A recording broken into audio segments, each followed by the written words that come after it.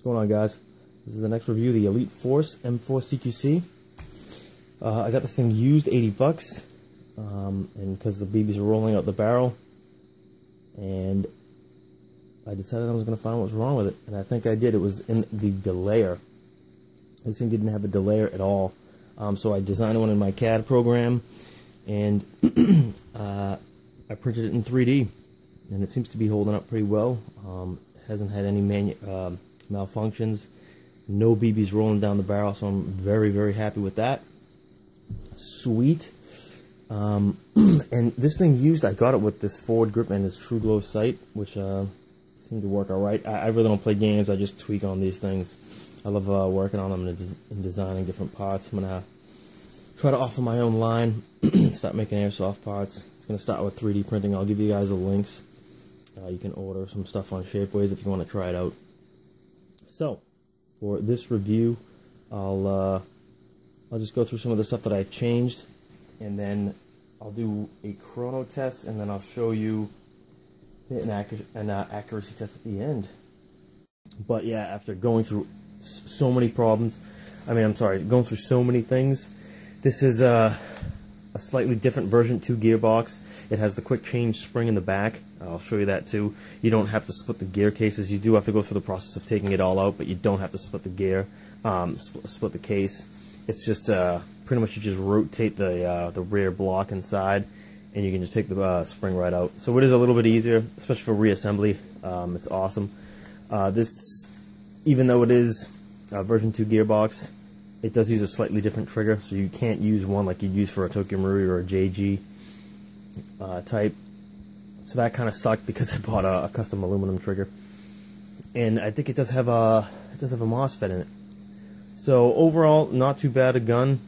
It's it's got a lot of good points, and just a couple of drawbacks. But as I said, I finally got it working, and I'll go through and show you what that is.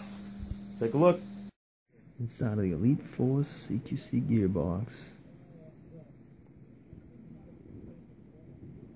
Alright, we're using the E-Vike Pro chronograph. This thing was pretty good.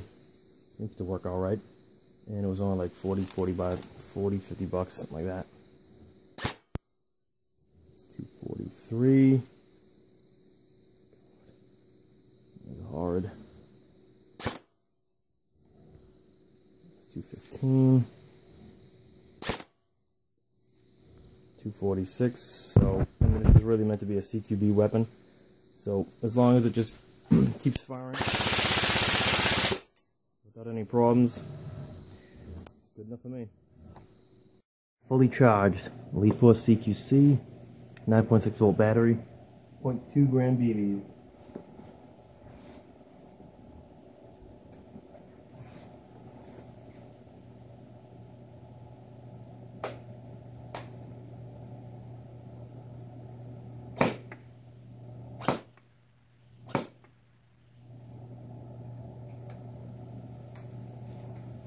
Move it over.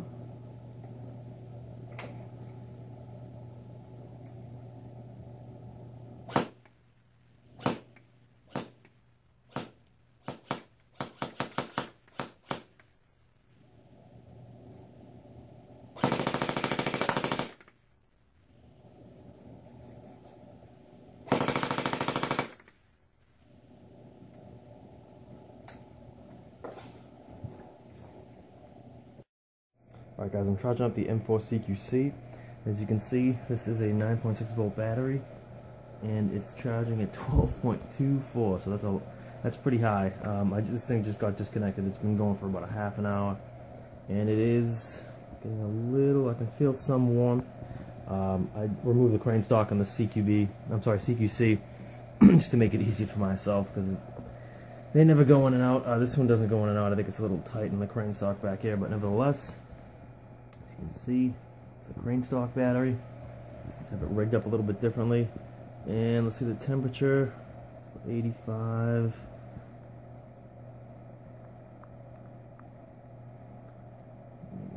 It's about in the 80s, and I think this thing is off like 5 or 10 degrees, so I'll relist the temperature, but it's saying about 80. So let's say, even if it's, I think it's actually 10 degrees lower, so it should still be good. Again, 12 volts. This is just a Protect. This is my RC charger. Then this power supply. I mean, this charger is going to need a power supply. I'm just running this thing. I got it used for like 25 bucks. So that plugs into the wall, if you didn't know. And then you hook this charger up. This thing's not pushed in. To the power supply via these two alligator clips, and I have this called a squib. And I have multiple charging methods. I can use like a Traxxas. I can use the small Tamiya, the large Tamiya, or the Deans, which I'm probably going to be switching this thing to, just to use my 11.1 volt LiPo battery. So that's the charging.